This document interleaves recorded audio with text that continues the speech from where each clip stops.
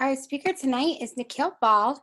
He is a full-time professional photographer who, like many of our presenters, often wears many different hats. He is also an author, an instructor, educator, and an environmentalist. He currently resides in the Washington, D.C. area, and his work is featured in galleries in the Washington metropolitan area, as well as many private collections.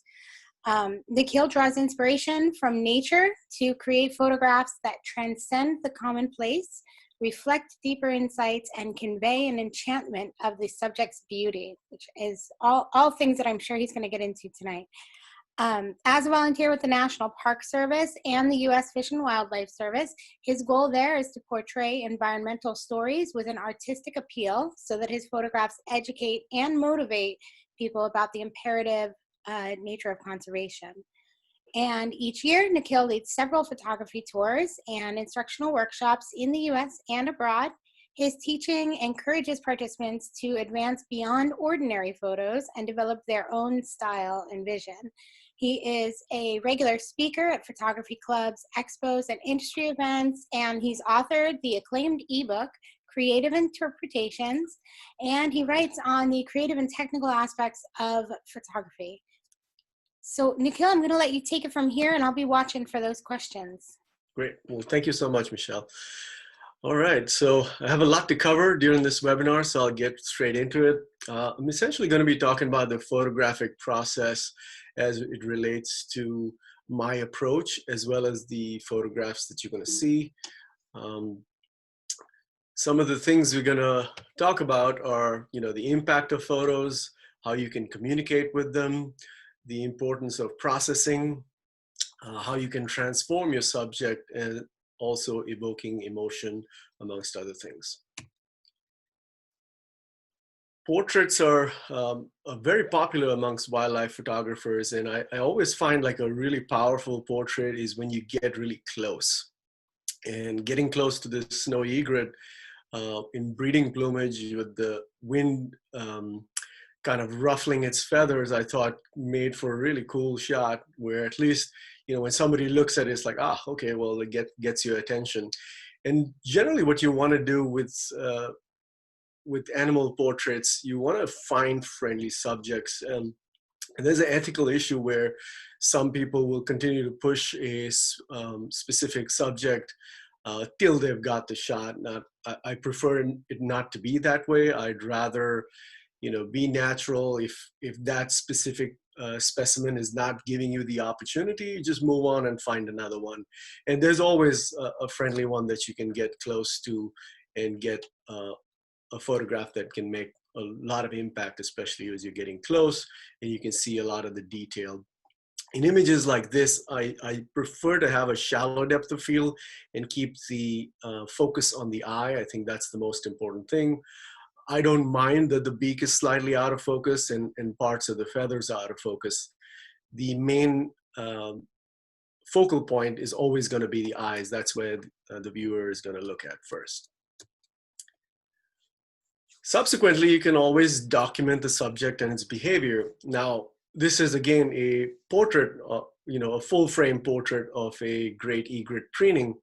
And as they say, if you put yourself in front of pretty things, you get pretty photos. And this is kind of one of those photos where you may have seen it a lot as well.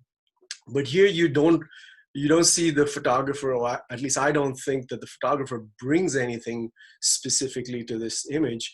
Yes, it's a great capture and it's the right moment, but I'm not adding something to it with the way I am looking at this subject. However, you can always put your spin on it. This is not the exact same situation or the exact same bird, but what I've done is I have chosen to kind of almost abstract it a little bit. I've gone in tighter, and this was taken off a boat while the other one was taken off a boardwalk. And I'm basically just trying to portray the same subject in a different way, but I'm focusing on what inspired me in this particular photograph, and that was the plumage, obviously, in the egret displaying, and there was just enough breeze to get it to blow one way. I still kept the focus on the head and the eyes of the bird, and the rest of it kind of fell where it may. And I always look for situations like this where I can get a naturally black background when the contrast is high, especially when you have a white subject and a darker background. You can expose for the highlights, and then depending on the dynamic range of the camera, you essentially can get the background to almost fade to black. And of course, a little bit of that can be done in post-processing as well, which I'll talk about in a little bit. So I prefer not to get like static portraits. This is just a little bit of action. You know, it's pretty much a full frame shot or close to full frame, but I'm getting a little bit of movement or implied motion in the photograph, which I think kind of enhances the feeling and the impact of the image as well. Getting some of the snowfall, coming up, the position of the paw, and of course, a little bit of that detail in the snow. Images like this, you don't expect to get a lot of detail in the snow anyway. Number one is I'm using a very long focal length, and I'm using a 600 mm and a 1.4 teleconverter. Therefore, my depth of field is pretty shallow, so you're not going to get that much detail, but also it's very overcast as well. So there's really going to be very soft light and therefore no contrast in the snow at all. Including the environment, I feel, is something that is underutilized. And this may not be a great environmental shot, but it's definitely a photograph that shows you a little bit of the element of surprise almost. And these two photographs were taken about an hour apart. This was taken first. The one I showed you before was taken about an hour after this.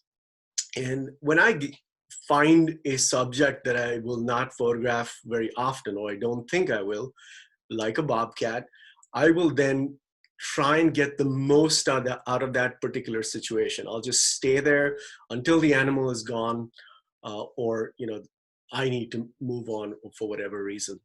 But including the environment, I feel, is something that is very, very underutilized by most wildlife photographers, partly because it's a little hard to get like a good composition out of it, but also because I don't think everybody sees a wildlife photograph that way. Most kind of are very into kind of capturing the detail and the impact that I showed you in the preceding images. I was going to ask you too, how long did you sit and wait for those? You said it was an hour in between, but I mean, how long should someone sit and wait if they think something in that situation, I was not leaving till the bobcat was gone. Let's just put it that way. But I actually ended up spending about 2 hours with that bobcat, and I was, excuse me, I feel like I was so right to do that, because ever since then, I've had only 2 other good opportunities to photograph a bobcat, and there have been nothing in terms of the time that I spent. I've had maybe 10, 15 minutes, and I've never been that close to the bobcat either. So when I recognize that it's a unique or unusual situation with the opportunity I may not get, I will definitely not leave. And I'll talk a little bit, and I was going to talk about that with this photograph as well. While approaching there was a skimmer flock on the beach, and the skimmer in the foreground is a black skimmer. The one in the foreground is a juvenile, and the one in the background is a adult. And it took me about 15, 20 minutes to get close enough to get images like this. But I use that time. Of course, I'm taking photographs along the way. I know I may not keep them, but it keeps me engaged. And that's the point. It's like, you stay engaged with the subject. And as I kept moving closer and I got to where I want to be, and then I start to kind of take the photographs. And photography in its very basic sense is a way of communicating visually. So we got to always think about, what are we trying to say with our photographs? What's the message? And in this particular case, I wanted to show the juxtaposition of the juvenile and the adult. Now, of course, the focus is more on the juvenile, but you get a sense of what it might look like as an adult. And if this can also work really well in the body of work as well. But as I waited and continued to photograph the birds, I started to realize, like, what is it that makes the skimmer unique? And I realized it's really the beak that is so unique. And if compared to the previous photo, you can see the side-on view where it looks like a very normal beak that most birds have. Once you see the bird head-on, you realize, oh my God, that is a razor-sharp beak. And that's how they feed. They feed on the wing, and they'll put their lower mandibles actually larger than the. I'll go back here. As you can see, even in the juvenile, you can see the lower mandible is bigger than the upper, and that's how they feed. And so to me, that's what makes this bird quite unique. And so I wanted to focus in on that and convey that through this particular photograph. And I'm also simplifying the image, and everything is very soft around it. The reason it's so soft and you can't see its feet is because I've gotten so low that I'm actually getting a layer of sand that I'm shooting through to get this particular effect. And the same message can be conveyed in different ways. And so here's an action shot, but you still see how sharp the beak is or how thin the beak is. And that's what I'm trying to do with both these photographs. They both kind of convey the same message in a different way. Obviously, this one has a little more interest, in my opinion, just because it's more of an action shot. And you'll also notice, if you're looking at the metadata here, I've shot this at 5.6, which is pretty much wide open with my 600 mm and the 1.4 teleconverter. And the reason this was shot wide open is because I wanted to get the smoothest, softest background so that I don't have that much detail, and I can, get the best, or rather I can highlight the bird the best. And yes, some of that can be done in software, but I'd rather do it in the field. And this is probably cropped about 5 or 10% just for composition. But again, both these images convey a similar message in terms of at least showing the beak of the bird. Now here's where I took my time getting to this point for two reasons. One is this is an image of a ghost crab, and you can see there's a little bit of motion in there.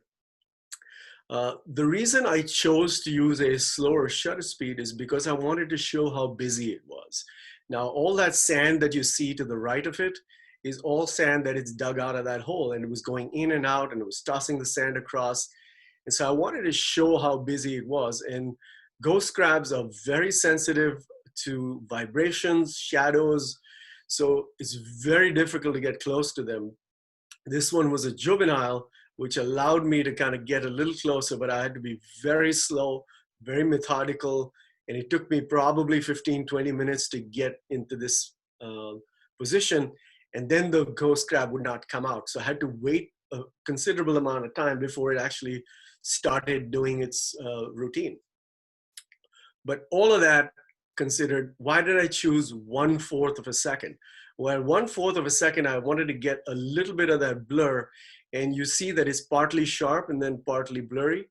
And that's because for the time the shutter was open, it was not static all the time. So it started to move during the shutter being open.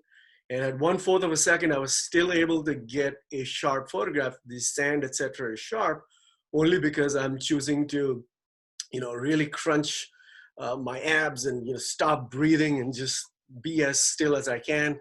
And of course, I'm using vibration reduction as well, which helps greatly.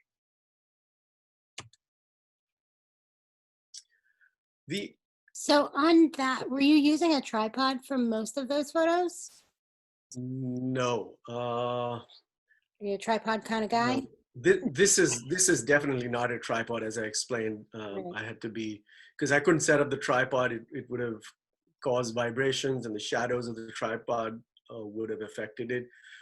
Most of my the photos of the bobcat that you saw were all in monopod. I tend to shoot a lot of my wildlife photos with monopod just because it gives me the flexibility of moving very quickly without having to worry about the tripod legs being collected and then moving and then spreading them again. I use faster shutter speeds, of course, but it gives me the stability that I need, especially with using a 600 lens. And I think the one with the egret uh, that was a close-up, that was taken off the boat, so that was a handheld photograph. But most of the wildlife photos that you've seen so far were all taken on a monopod. And then on these, were you clear about the amount of blur you would get, or did you just kind of estimate it? That's a good question. And so I had a sense, and this is just from previous experience of uh, photographing motion, I had a sense that 1/4 of a second would be good enough. But there's a little bit of experimentation there in terms of, when I actually click the shutter, because am I clicking the shutter and is it going to move, or am I going to click the shutter, it's not going to move, or do I click the shutter while it's moving? So there was a lot of that, and I can't even tell you when I clicked the shutter, because in the end I probably took too many photos. But the idea was to take advantage of the situation, and I'm not ashamed of saying, hey, I took too many photos, because in the end I wanted to get the shot that I wanted, and I think I did. Right. And then what did the polarizer do for you on the crab shot? Okay. So the reason I used the polarizer was actually to slow the shutter speed down just a little bit. I had been shooting the crab or another crab as well, and I was not getting a slower shutter speed. I could have bumped my ISO down, but I wanted to keep the ISO up just because I wanted to keep changing my shutter speed and have um, different shutter speeds to work with as I experimented with this. So normally I would try and shoot this at ISO 64 or my base ISO for the camera. But in this case, I bumped it up just a little bit so I could, go faster or go slower if I wanted to. And I just put the polarizer on to give me just a little more contrast and a slightly slower shutter speed. Smart. Okay.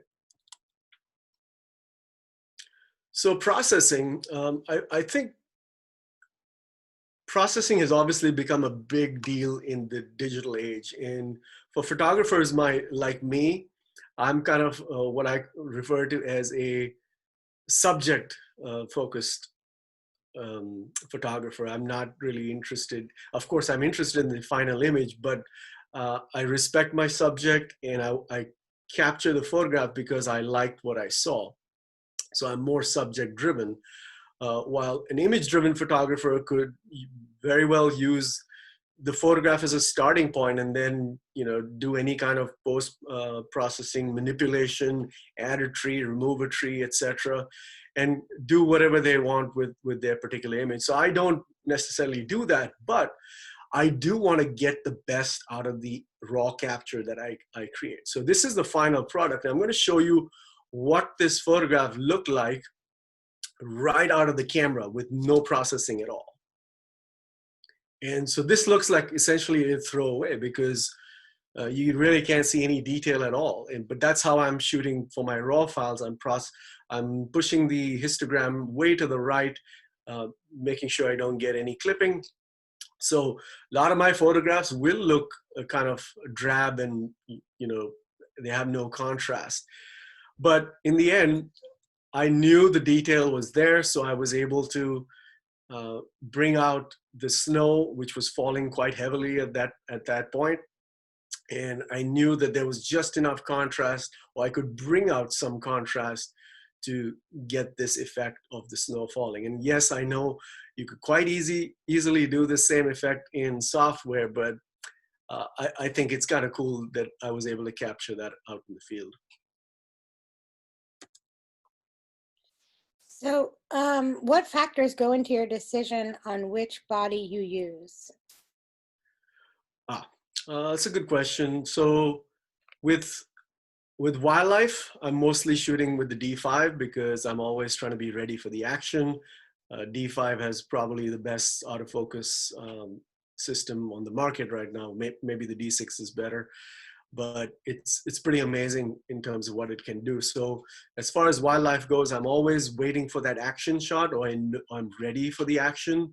And I know with the action, I'm going to need the best autofocus. So I always stick with the D5 in most situations. There are a few times where if the subject is very far away, or I'm very cognizant of the fact that I'm going to want to bring out a lot of detail, then I may go with my high-res camera with the D850. But usually for wildlife, I will use the D5. And for landscapes, I will tend to use the high-res cameras because I may want to print very big, I just get the maximum detail out. And of course, the dynamic range on the D850, for example, or the D810 as it is in this case, is more than what you would get with a D5. So that's pretty much what I try and do. Is I'll use for like more static subjects, landscapes, etc. I will use a high-res camera while my action camera is essentially the D5. Okay, so with this particular image, you're probably looking at this and saying, wow, that's a pretty drab looking image. Well, this is once again right out of the camera. And I wanted to show this specific one because if you notice down here, I've used the Singh-Ray 10-stop more slow filter. And so I was able to get a 30-second exposure out of this scene. And this is taken during daylight hours. So I had to use a 10-stop, and it was slightly underexposed, as you can see. But processing is so important. And if you look at the final result, I've kind of brought this to life a little bit. And you should kind of expect to do something like this with long exposures because things tend to soften up. You tend to lose a little bit of the saturation. You tend to lose a little bit of the contrast, especially in areas like the clouds, the water, where there is some amount of motion. And, always you got to be cognizant of the light on the subject, and the light's not illuminating every part of this scene equally. So I had to work on that post-processing to get the look the way I wanted it, and the way I felt was true to the scene, the way I almost saw it, obviously, except for the slow-moving water. So one more example of post-processing.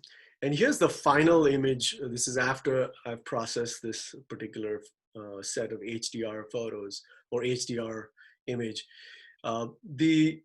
What I ended up taking was about 5 photos, one stop apart. Now I ended up using only 4 of those 5 photos I took.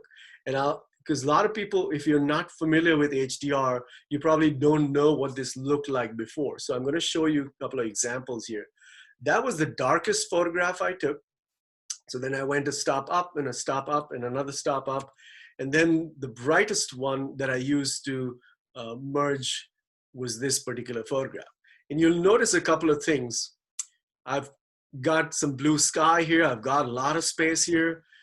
And this is also taken at 24 mm with a 14 to 24 mm lens. Now, there's several reasons why I did that. One is the 14 to 24 mm lens I know gives me excellent starburst. So I knew that this is the lens I wanted to use.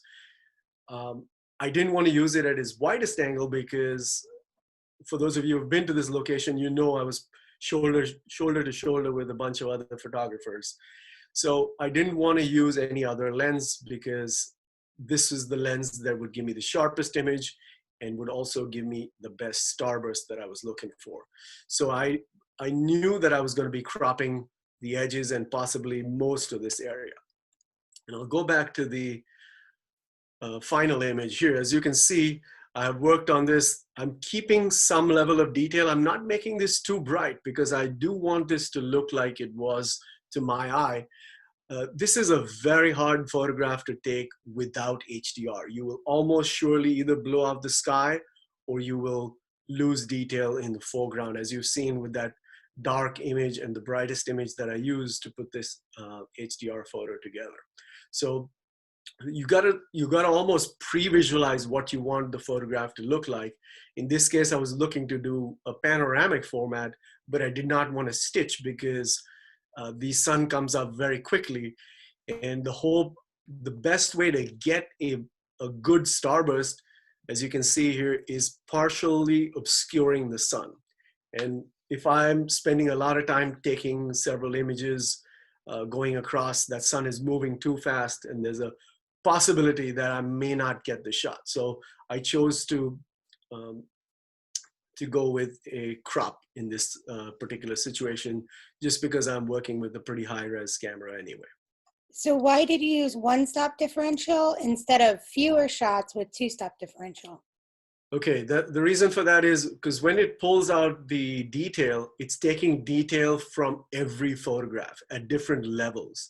So generally, I find that one stop works the best. I know that some people will even use 2/3 of a stop as well to get more detail, but I don't think that's true. I think with one stop, that's generally enough, because when you're putting the HDR together, it's the software is essentially getting detail from different parts of different images.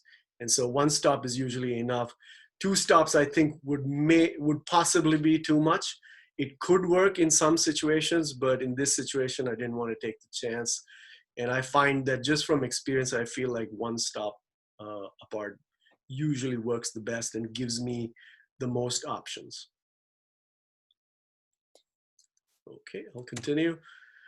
And talking about panoramas, just wanted to mention really quick, don't limit yourself to the aspect ratio of your specific camera. If you're shooting with a 4x4/3 camera, micro 4/3, or you're shooting with a DSLR camera, which gives you a 3x2 format, don't be restricted by that. Not everything needs to be in the specific aspect ratio that your camera gives you.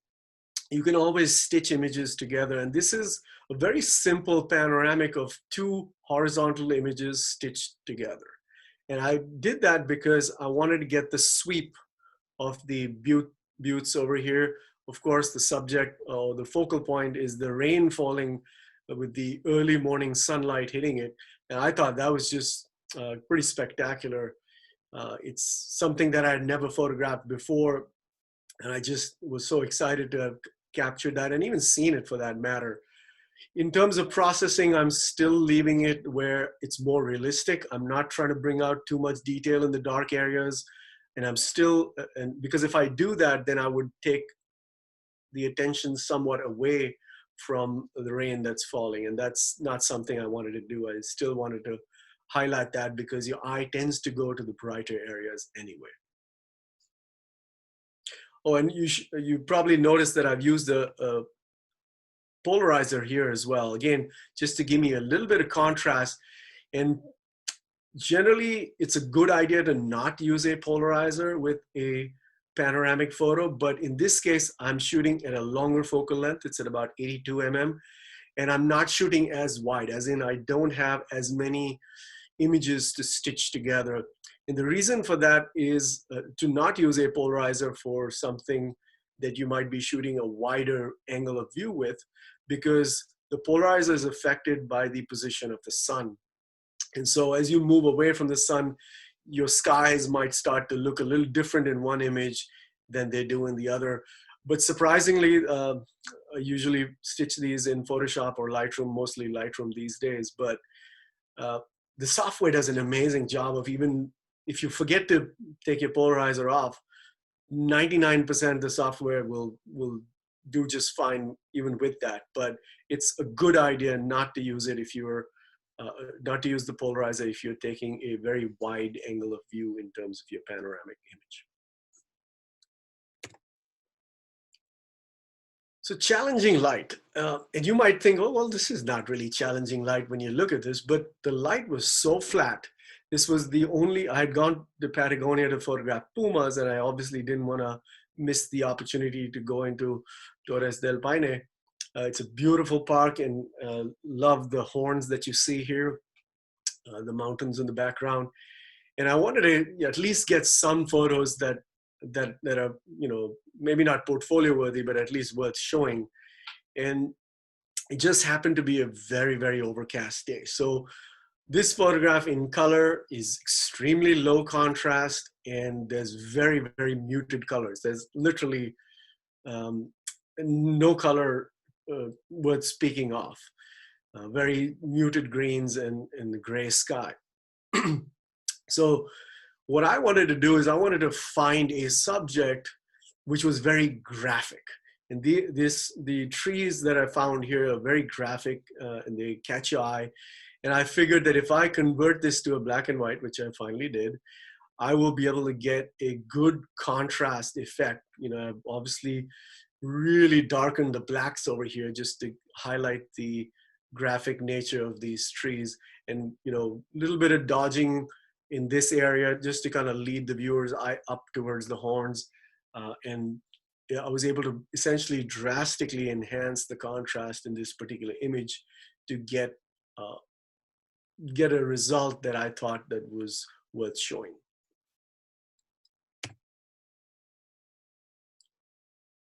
One of the most challenging situations is when you shoot into the light. I think flat light can be challenging, but you can do things in post-processing, just like that last particular photograph, to kind of overcome that.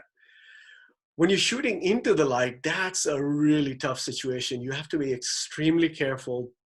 I will often bracket photos like this because the light's changing so fast, and the sun is just out of the photograph. Or I shouldn't say it's just out of the photograph because it was in the photograph. I've actually cropped it out. And the reason I did that is a trick I use to get flare like this. So I'm deliberately keeping the light source in my photograph, which allows me to get this flare. And then in post-processing, obviously I can crop that, the brightest part out, and then I still have the effects of the flare in there. And I thought that was kind of cool. Obviously, I'm using the layers in the foreground or the base of the image to kind of give you something that's interesting. But then I allow the flare to kind of take over and kind of elevate the image from just being another photograph of the sand dunes. So you can use the flare to your advantage at times. Shooting into the sun. So that in that last image, I've obviously kept this, cropped the sun out of it just because it was essentially blown out and way too bright. In this situation, I'm shooting directly into the sun, but the only reason I'm able to do this is because there's a wispy cloud layer in front. And so it just mutes the sun enough where I can still point my lens at it and get a decent shot. How do I expose for this? You have to shoot in manual. You simply cannot shoot in any automatic mode at all because you will guaranteed blow out the sun, because any automatic mode, you're going to be, the camera is going to be deciding what your exposure is. So you need to decide that. And the easiest way to do is take a shot, take a look, make the adjustment. So if it's too bright, you just dial your exposure down and get to where you want to be. And also in terms of post-processing, this was obviously very bright. This was fairly dark in my photograph, but I'm able to bring out a little bit of that dark area and essentially balance it visually so that it still looks appealing to the eye. And of course, waiting for that moment when that bird comes in is extremely key to this particular photograph. Now, yeah, I know I could have put that bird in later, but that's just not me. I should also point out one other thing. If you notice the exposure right down here on the right-hand side, you'll see I've shot this at f/16. I almost never shoot a wildlife action photograph at f/16. I never feel like I need that much depth of field. And most of the time I'm struggling for shutter speed anyway. So in this situation, because I'm shooting into the sun, it's so bright, I'm able to use a wide or a smaller aperture so that I can have a better chance at getting a sharp bird. I don't want the bird to be out of focus. So I'm extending the depth of field here to get a better chance at the bird being shot. On this shot and the shot before, could you have accomplished some of the same things with like a graduated ND filter? Sort of control the light on one side. So in this shot, definitely not, because I'm shooting with a 600 mm. Hmm. I don't know if anybody even uses a graduated filter with that. In post processing, of course, you can do that, but in the field, I could not with this photo. With the other photo, it could have helped a little bit, but the problem is when you're working with flare, and in that situation, I'll go back to that photo since we're talking about it. In this situation, I'm working with using the flare. And the problem with flare is the more glass you put in front of your lens or in front of the sensor, period, the more flare you'll get and the more unpredictable it becomes. So I tend to, whenever I'm shooting, when I'm trying to get flare, I will usually not use any filter at all, because already I'm working with lenses that have several elements of glass in it. I don't want to add a additional element of glass. But all the graduated ND filter would do in this situation would just be darkening the sky, which was not the goal in this particular situation. So I Right. would not have used it. That makes sense. Yeah, and as I said, with this particular photograph, I don't think that option was available anyway. So let's talk, we've already kind of started to get into it with the last couple of photographs where we're starting to distort reality. Now, when I say distort reality, we really start distorting reality the moment we actually pick up the camera and put a box around what we're seeing.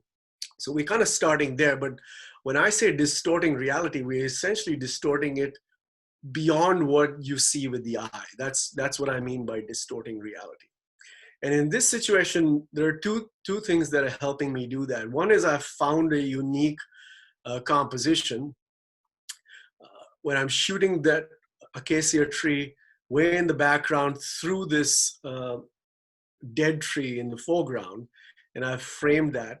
But I also had a lot of haze. So the mountains in the background that were visible the day before were not visible this day. And there was a lot of haze. So I've actually brightened the image up. I've adjusted the contrast to the extent where the backgrounds essentially become white. And I'm keeping the detail to the minimalist side, even on the tree, just because I want it to be dark and I want that contrast to be stark.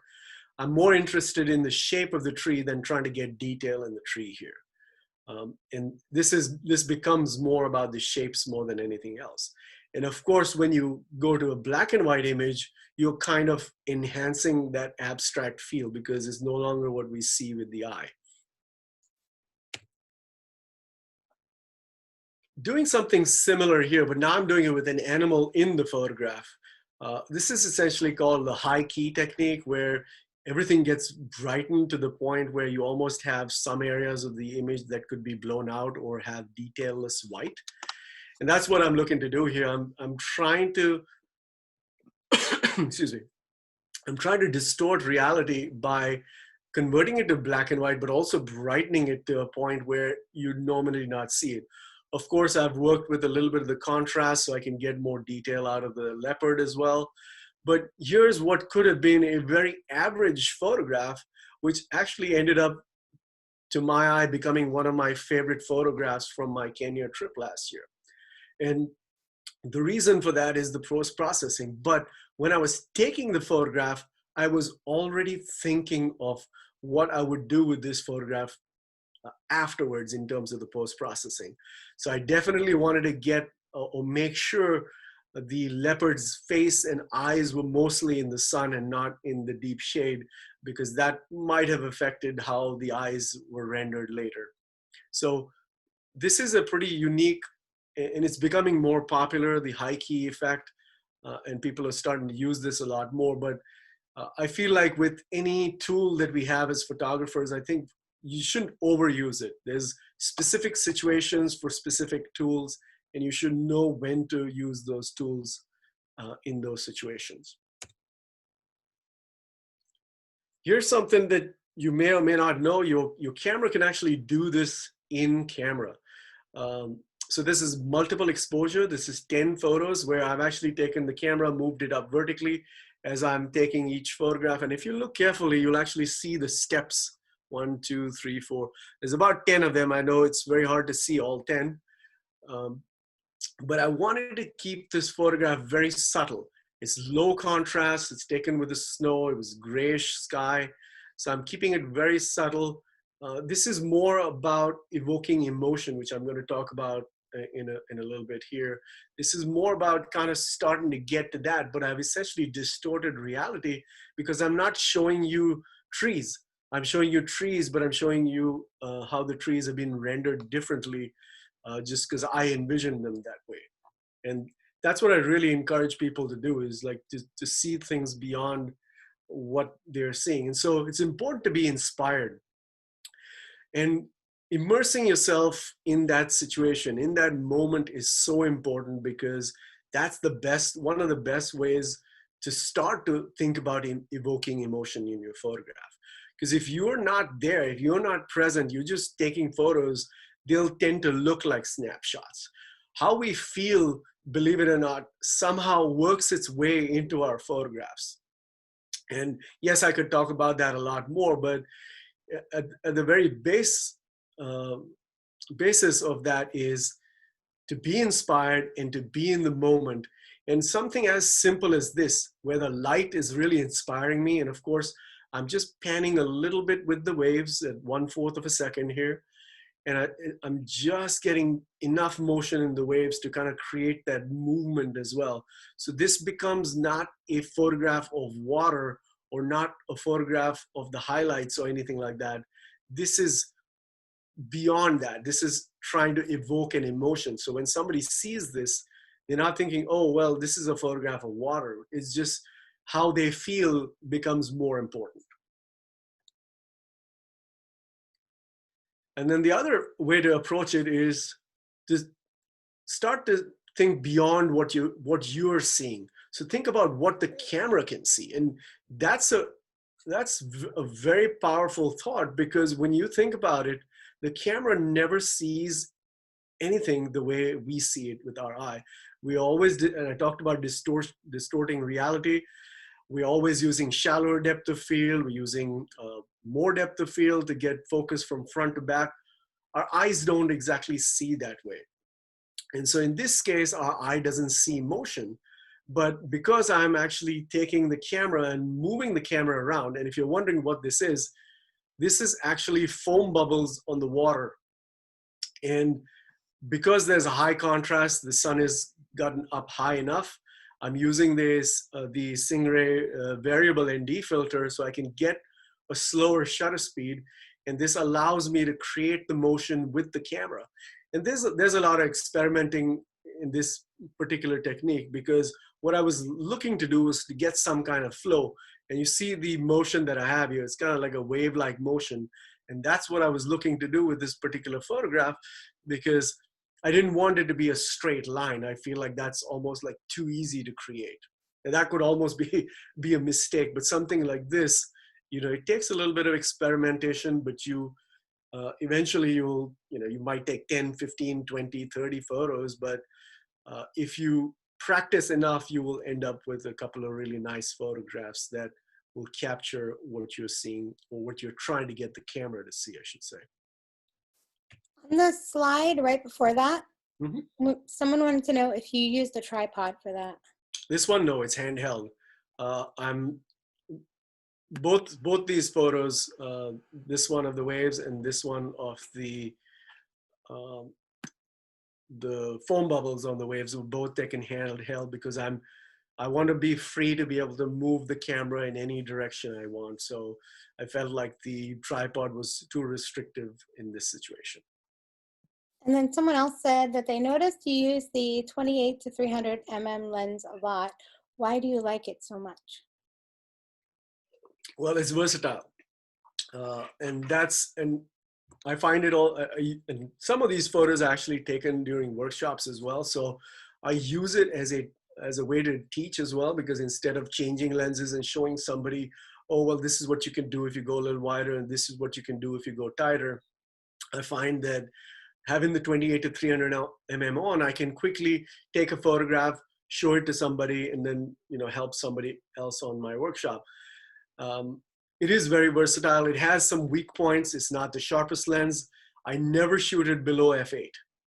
Below f8, I might as well throw those photographs away if I try and, I'm trying to get a sharp photograph. So I literally don't shoot it. I'm always shooting it between f8 and f16. That's usually where I'm shooting that lens. It also has a very soft corner, so I tend to compose a little loosely so I can crop those soft corners out. So yeah, it's very versatile, but I know where the weak points lie, so I usually will avoid those as much as I can. But the main reason I use it is just because I can do so many things with it. Okay. So talking about evoking emotion, and everybody probably knows where this is taken, Yosemite National Park, that's El Capitan. This is a moonlit shot. You can see the stars on the top left corner here. And the reason I was able to get this photograph was only because I connected to this subject. And when I say I connected to the subject, this was taken on my first visit to Yosemite. And I simply was just taken aback by these granite walls and the size and scale of them, that I just, I kept wanting to look up and just take them in. And I wanted to capture something that had some mood to it, that captured these American icons in a different way. And I decided I was going to try and come out at night, and I looked to see when the moon was going to be rising. And so I timed it so that I got there just right about at moonrise, and I was able to get this particular photograph. I did luck out with one thing, is the atmosphere.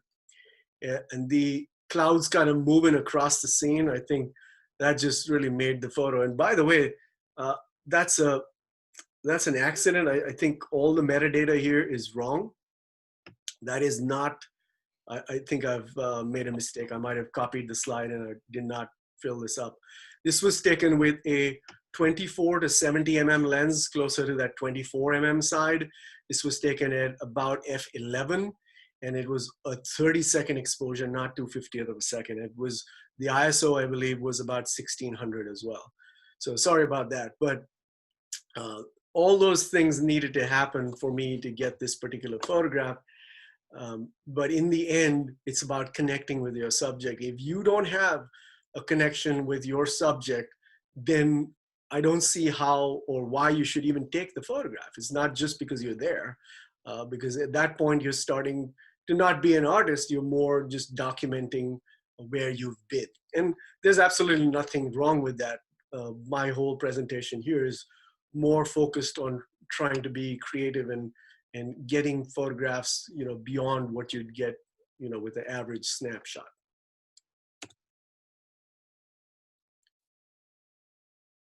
Wildlife images can get pretty, I guess, almost monotonous, because you see one, you see them all, yes, it'll be a different bird, but the wings will be in great position. But at some point, and it's great when you're starting out, you're getting birds in flight, etc. Everything seems pretty awesome because there's a lot of technical knowledge that goes into taking wildlife photographs.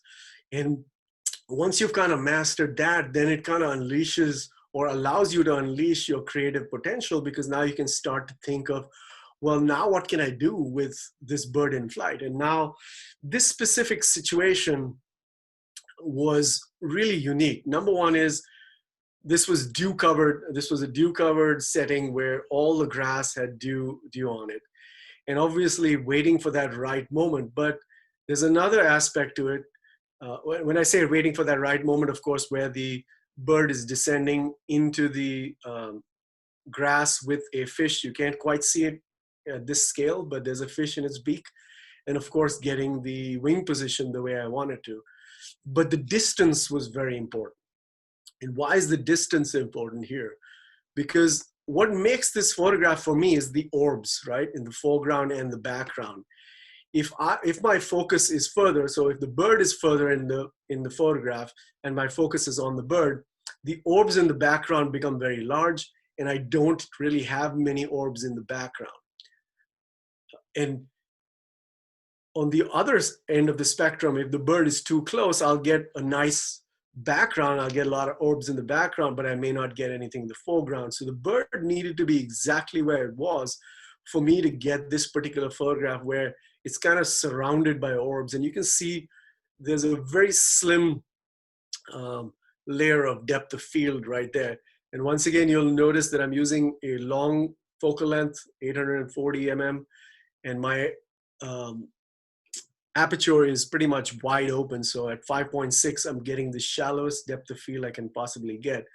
And one other tip with regards to getting orbs, shooting wide open, you'll get a more circular orb. The more you stop down, you start to get a hexagon, because that orb is the shape of the aperture itself. So as when you stop down, the aperture closes, and as the aperture closes, you start to see the shape more than you do when it's wide open. And I'll end with this one last photograph where it's kind of a mix of abstraction, distorting reality, but I'm also evoking a certain emotion in this particular photograph. You may or may not recognize this, but there's a very popular waterfall called Bridal Veil Falls in Yosemite. I was driving past, and I will often do this during late morning or early evening. I like to look for new opportunities, and I came across this, and I was like, wow, this is really cool. But really what I needed to do here, and if you're wondering what all the effect in the foreground is, it's nothing but the water from the waterfall that was essentially being sprayed everywhere. There was a lot of breeze, and therefore the spray from the waterfall was essentially all over the place. It took me several attempts to get a photo where I did not have the front of my lens totally soaked. So when I first started to take this photograph, I figured out the composition. I took some shots, and as you can see, this tree is deliberately placed right in front of that waterfall so that you can actually see the tree, because if it was a little bit to the left or the right, you wouldn't see it. And this way, I'm kind of using the frame of the two trees on the side as well to kind of bring your attention towards the center of the image. But really, this is a great situation where I'm able to transform what would have been a mundane subject. I mean, everybody takes photos of Bridal Veil Falls, but because of that effect of the spray being all over, and I essentially dousing myself and my camera, I was able to get a photograph like this. So never be restricted by what you see. Always keep thinking of what you can do with your image, and how your final product can be beyond what is a simple, basic photograph. Thank you. And Michelle, if you have questions, I'll be happy to take them. Yeah, we've got a few. Going back to the bird into the sun shot. The bird, yes. Mm-hmm. So did you use manual focus on that? Yes, it was manual focus and manual exposure. And that's one of the reasons the reason it was manual focus was because I didn't want to be tracking the birds. And that's why I used f/16 as well, so that I had a good, it's not a great depth of field, but it was a good depth of field, and enhances my opportunity to get a bird that was sharp. There was a layer of grass which I cropped out at the very bottom of the screen, and that's where I had focused, because the birds were kind of flying in that focal plane, and that's what I was looking for. And so I pre-focused there, put it to manual focus, shifted my camera up to get the composition I wanted, and then as the birds flew by, I kept clicking away, hoping to get something that was a good shape and in the right position. And then the same image, with the camera low to the ground and the bird's legs obscured by sand, Mm-hmm. did you use a clear filter to protect the front lens element? No, so I'm shooting with a 600 mm lens where the hood itself is about 5-6 inches deep. And it wasn't a windy day, so I didn't have that issue where I needed to protect the front element. So I was able to get low and not worry about that. And generally that's one of the good things about shooting with that lens, and I always keep the hood on for pretty much all my lenses, is that the hoods will often do a great job of protecting the front element as well. So I almost never use it. I have one clear UV filter that I always keep in my bag, but I think it's been a few years since I've used it, because I would only use it in a very specific situation where I simply had to use it to protect the front element. And that could be like, for an example could be ocean spray. So I don't want salt water to get on the front of my lens. So that would be a good situation to use it. And then, does using texture in your images give more variations of your subject? When they say texture, maybe they can clarify. Are we talking post-processing, or are we just talking about finding texture naturally in your subject? I'm going to take it as the latter, and I'll answer the question that way. If there's a clarification, I can get into that again. But yes, definitely texture in images helps, but it's not a necessity, and it's often the most overlooked factor in a particular image. You often distracted by color, shapes, lines, etc. Graphic elements tend to attract more of your attention than texture might, but very often in images, the texture is almost like that last bit to help you complete the image. So I often find that it's a very important part of the image. And on the Mesa Arch shot, Mhm. did you use the same exposure settings for all 4 HDR shots? Uh, well, it's not exactly the same exposure, because I am changing the exposure by one stop each. But yes, in terms of my ISO staying the same and my aperture staying the same, yes. What changes is just the shutter speed to change the exposure. So each one of those was one stop apart. And then, if you're taking 4 photos, each 80 seconds, and the sun is moving, when combining the photos, will it work? Yes.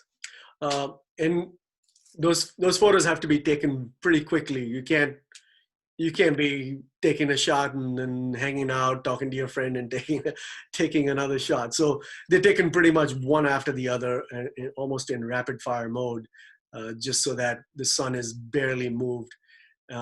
And again, the software, in terms of its alignment, etc., as I mentioned earlier, it does take parts of the image from the different images that are available, depending on the amount of detail that's there. That's kind of how the HDR software works. So it's never been an issue as long as those photos are taken rapidly, one after the other. And then an interesting and timely question. Do you have any tips on photographing the protests that are going on right now? Believe it or not, I'm not a people photographer. You've probably not even seen one photograph of a person in there. But if I was to photograph the protests, and if the people were moving, I'd set up a tripod somewhere and hopefully get motion in the people moving, just to show how many people are there and how they're moving forward. And I feel like that would also kind of convey the movement of the BLM movement as well. So movement, I guess, is a pun. Was the 80-second time the total exposure for all the photos combined or individually? No, so I obviously had to show you only one. I think that's what it showed me at the end. I don't recall. Each one was different. So each one was at a different shutter speed. I just don't recall whether there was, I guess they were faster, because the darker ones would have been faster. This one would have probably been the last one, which was the brightest one. And do you use auto ISO on your birds in flight? Birds in flight, never, because the backgrounds will change. Birds can fly in the sky, they'll move. You might get trees in the background. They might end up landing on a branch, or on the beach, etc. So the backgrounds change. Auto modes are not good for changing backgrounds. For changing backgrounds, you always want to use manual. And pretty much most of my wildlife photography I shoot in manual, just because I know that no matter where the animal might move, I'll still get a consistent exposure. And then do you do in-camera action multiple exposures? Camera action multiple exposures? Oh, I think I know what they mean. So if like, for example, a bird is flying, if I do in camera multiple exposures, I've tried that. However, the results were not to my liking, just because when the subject is moving that much, it's very hard to keep it in the exact area of the frame of your composition. So I find it didn't work as well. So I've not really played around with that as much. I do obviously use it with static subjects a lot. Okay. And then this one's more of a comment about the washed out photo that you showed towards the beginning. He said, that is very, very brave. Very few people will have the guts of showing an out of camera shot. Everyone these days says we will kill it in post. Well, the reason I showed that was only just to show what your photograph is before and what it can become. And to me, the way I'm approaching this webinar as I approach any form of teaching, whether it's online teaching or workshops, is I'm not afraid to show my mistakes. So I'm not afraid to show what my raw files look like. I feel like, if I'm instructing somebody, I'm instructing them to learn and give them the opportunity to learn everything that I know. So I'm not going to hold back and not show something just because I want to look like that pro photographer that never makes a mistake. Well, guess what? We all make mistakes. It's true. And I've heard a couple of speakers say too that there is no such thing as a mistake in photography. If you like the image, then you're good. Yeah, every mistake is a learning experience. That's the way I look at it. I think that's it for the questions. So I want to thank you so much for your time. I hope everyone will join us next month. We have photographing the Milky Way, star trails, and the moon with Vinnie Colucci. And then after that, we've got Colleen Miniuk joining us again. So go to singray.com/webinars to see upcoming webinars and sign up now. And then again, Nikhil, thank you so much for joining us tonight. Thank you to Singh-Ray for having me. Thanks, everybody.